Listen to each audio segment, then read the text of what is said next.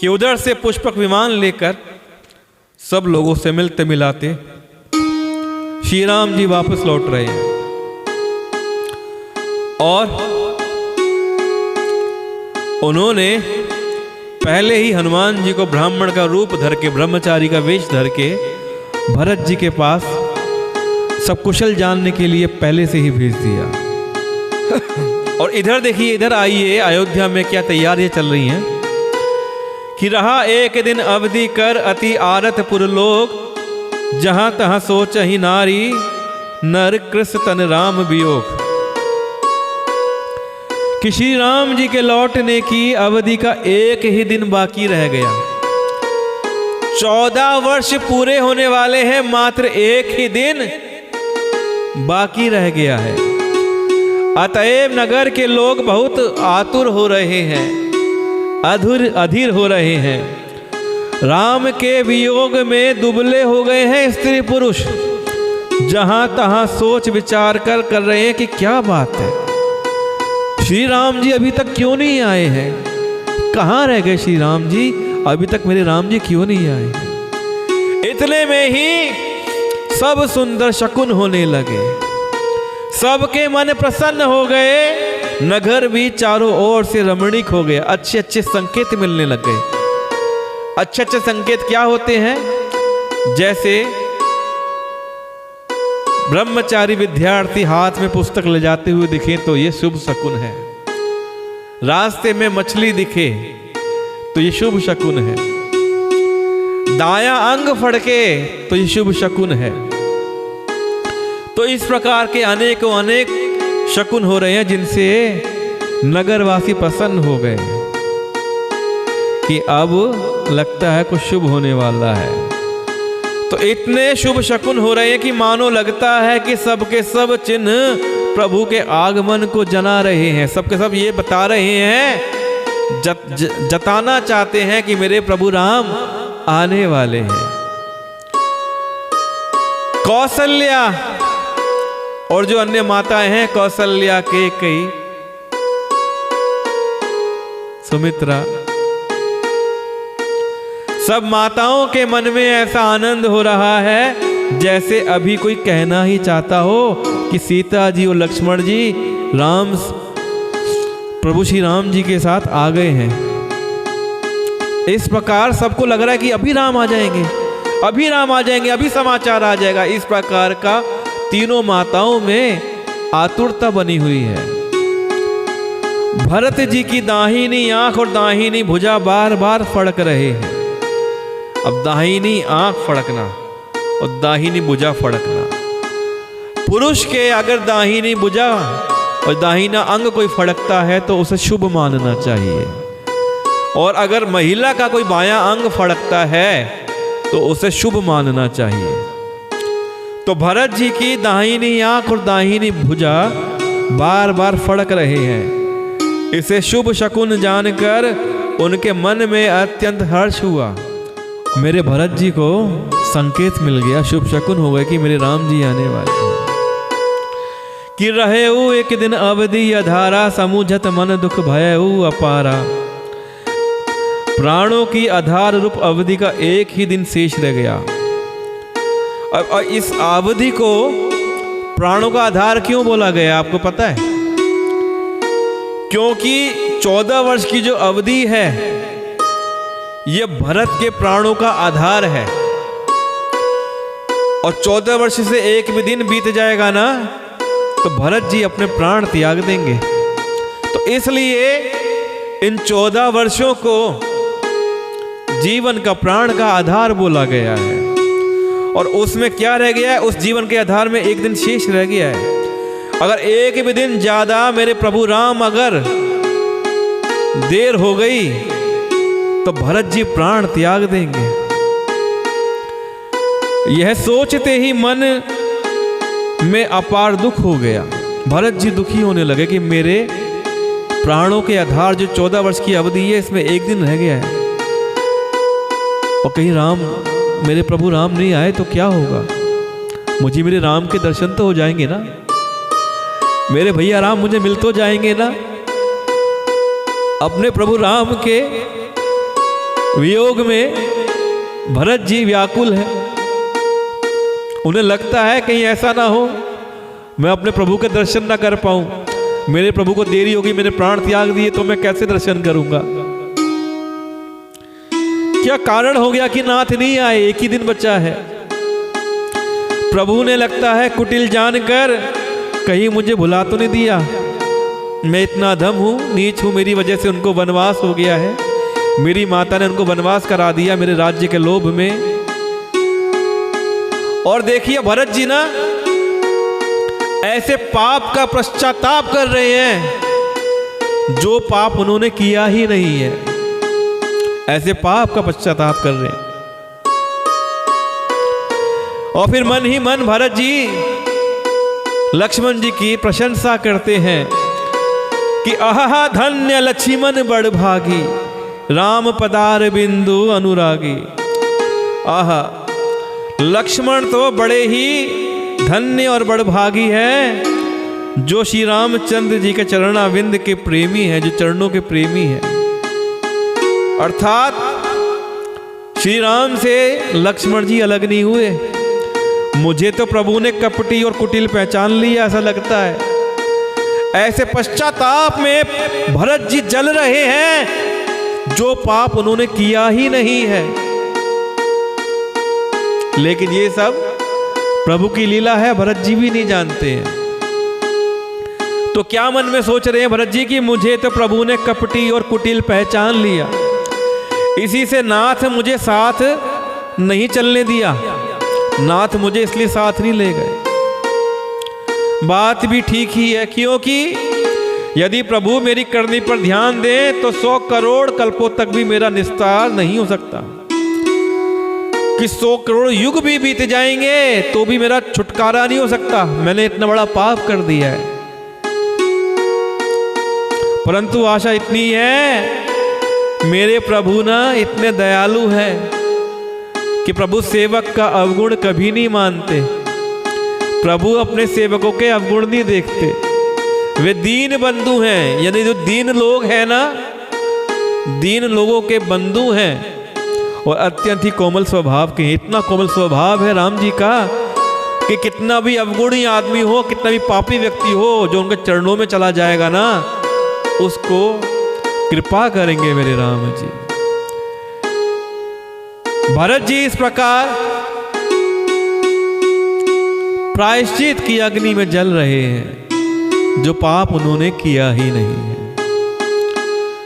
भरत जी कहते हैं मेरे हृदय में ऐसा पक्का भरोसा है कि श्री राम जी अवश्य मिलेंगे, क्योंकि मुझे शकुन तो बड़े शुभ हो गए हैं, किंतु अवधि बीत जाने पर यदि मेरे प्राण रह गए तो जगत में मेरे समान नीच कौन होगा।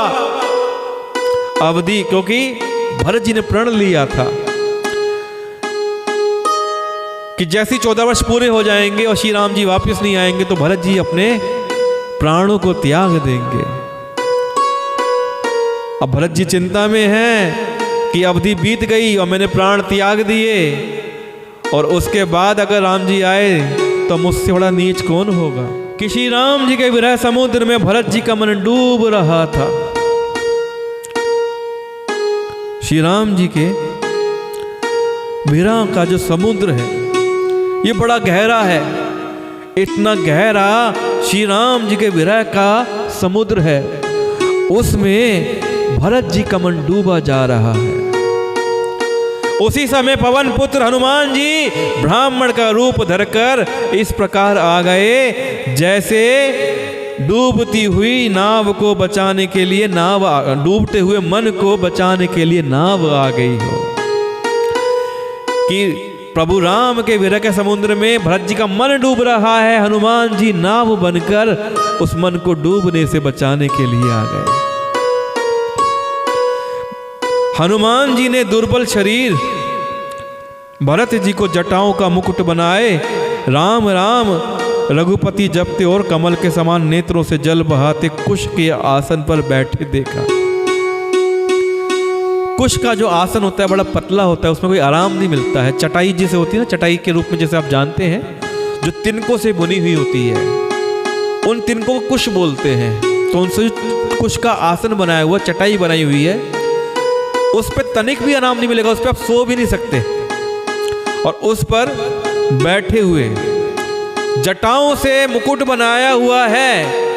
हनुमान जी क्या देखते हैं कि भरत जी ने उस कुश की चटाई पर बैठे हुए हैं, जटाओं का मुकुट बनाया हुआ है, राम राम रघुपति इस प्रकार जप रहे हैं। हनुमान जी भरत जी को देख के मंत्रमुग्ध हो गए। हनुमान जी को क्या लगता है कि रघुनाथ जी का सबसे बड़ा भक्त कौन है? मैं हूं।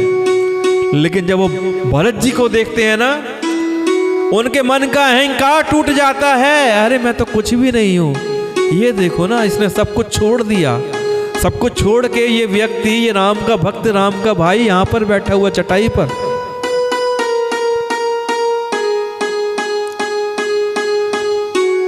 हनुमान जी ने क्या देखा है? बड़ा दुर्बल शरीर है। अब भरत जी को देखकर हनुमान जी बड़े प्रसन्न हो गए, उनका शरीर पुलकित हो गया, नेत्रों से प्रेम के अश्रु बहने लगे, प्रेम के अश्रुओं का जल बहने लगा। मन में बहुत प्रकार से सुख मानकर वे कानों के लिए अमृत के समान वाणी बोले। क्या बोलते हैं? जिनके विरह में आप दिन रात सोच करते रहते हैं, घुलते रहते हैं, जिनके गुण समूहों की पंक्तियों को आप निरंतर रटते रहते हैं, वे ही रघुकुल के तिलक, सज्जनों को सुख देने वाले और देवताओं और मुनियों के रक्षक श्री राम जी साकुशल आ गए हैं। भरत जी से जब ऐसा कहा हनुमान जी, तो भरत जी बहुत खुश हो गए।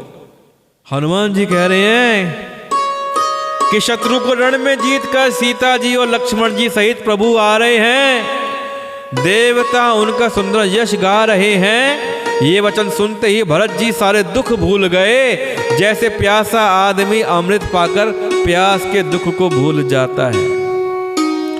तो भरत जी ने पूछा, हे तात तुम कौन हो? को तुम तात कहां ते आए, मोही परम प्रिय वचन सुनाए। हे तात तुम कौन हो और कहां से आए हो, जो तुमने मुझको ये परम प्रिय अत्यंत आनंद देने वाले वचन सुनाए। तो हनुमान जी ने कहा, हे कृपा निधान सुनिए, मैं पवन का पुत्र और जाति का वानर हूं, मेरा नाम हनुमान है।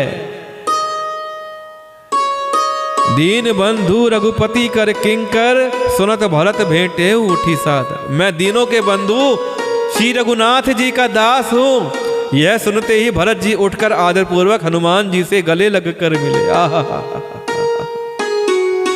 जैसे ही हनुमान जी ने अपना परिचय दिया, आप दृश्य देखिए, तुरंत उठ के भरत जी हनुमान जी के गले लग गए। मिलते समय प्रेम हृदय में नहीं समाता, इतना प्रेम उमड़ उमड़ के आ रहा है। दोनों ही भगवान के परम भक्त हैं। नेत्रों से आनंद और प्रेम के आंसुओं का जल बहने लगा और शरीर पुलकित हो गया। भरत जी ने कहा, हनुमान तुम्हारे दर्शन से मेरे समस्त दुख समाप्त हो गए हैं, मेरे दुखों का अंत हो गया है। तुम्हारे रूप में आज मुझे मेरे प्यारे राम जी ही मिल गए हैं, ऐसा लगता है मुझे। जी ने बार बार कुशल पूछी और कहा, हे भाई सुनो, इस शुभ संवाद के बदले में तुम्हें क्या दूं? तुमने मुझे इतनी खुशी दे दी है, मेरे दुखों को अंत कर दिया है, मेरे समस्त दुख समाप्त हो गए हैं। मैं बताओ तुम्हें इसके बदले में क्या दूं? इस संदेश के समान इसके बदले में देने लायक कोई पदार्थ मेरे पास नहीं है।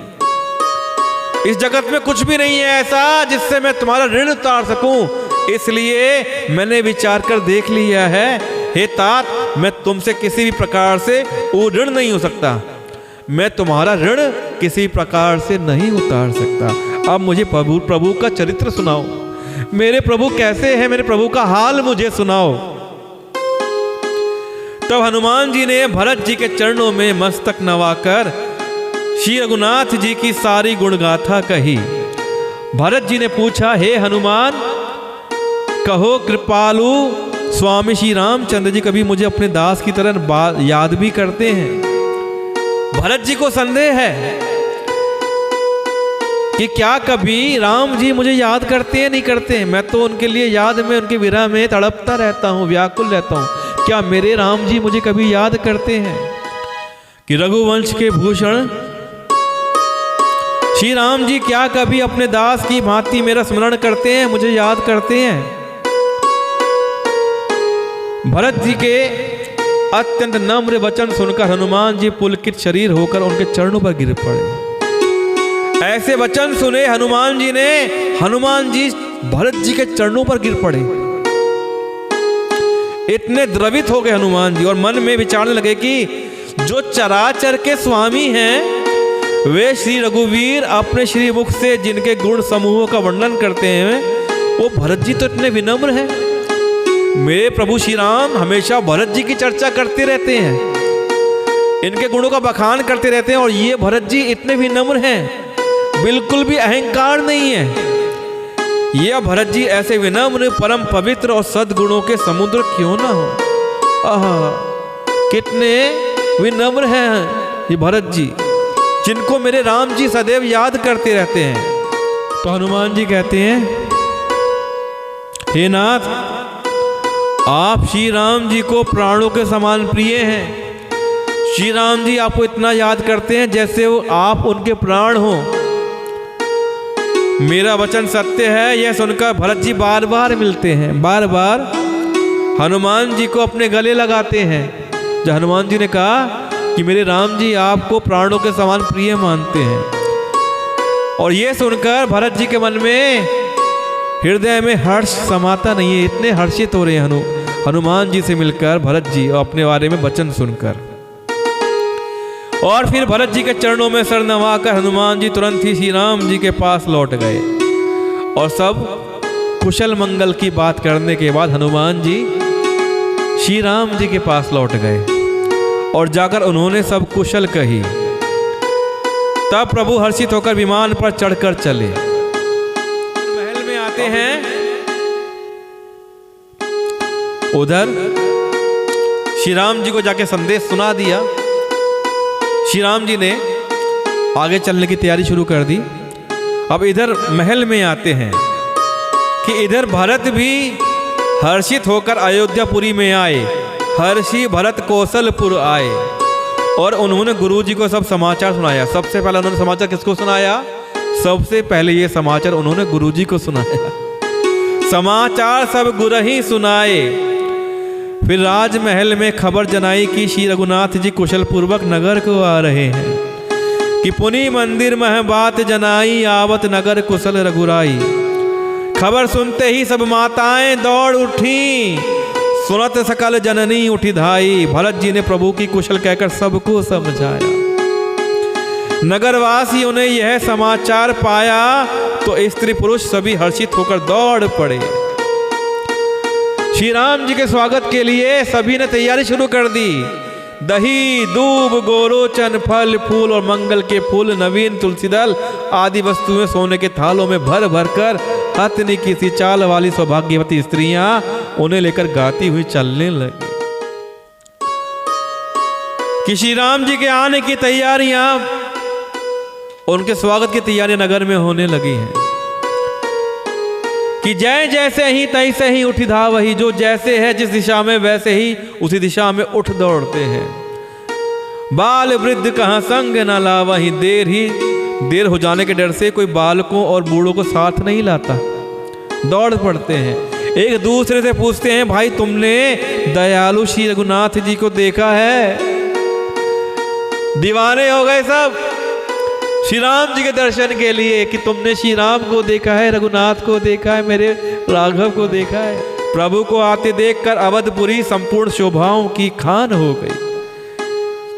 जो अवधपुरी सुनसान पड़ी थी, वीरान थी, शोक छाया हुआ था, उस अवधपुरी में आज जान आ गई है, शोभित हो गई है, शोभाओं की खान हो गई है अवधपुरी। तीनों प्रकार की सुंदर वायु बहने लगी है। सरयू जी नदी निर्मल जल वाली हो गई है। सरयू नदी का जल है निर्मल हो गया है। गुरु वशिष्ठ जी, कुटुंबी छोटे भाई शत्रुघ्न तथा ब्राह्मणों के समूह के साथ हर्षित होकर भरत जी अत्यंत प्रेम पूर्ण मन से कृपा धाम श्री राम जी के सामने अर्थात उनकी अगवानी के लिए चल पड़े।